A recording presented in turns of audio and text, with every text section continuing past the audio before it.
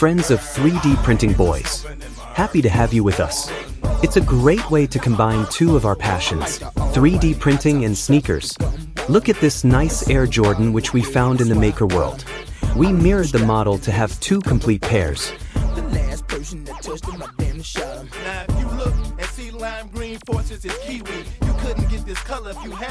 We tried a few others, where the different colors are printed separately and you need to glue these.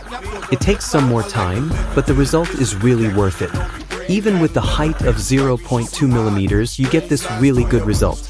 The AMS feeds the different colors, you have more scrap due to the change of colors. They are nearly as good as their big friends. What sneaker keychains shall we print next? Or do you have any other ideas? If you like this video, please subscribe and leave us a thumbs up. Do not miss our next video coming up on Friday from 3D Printing Boys.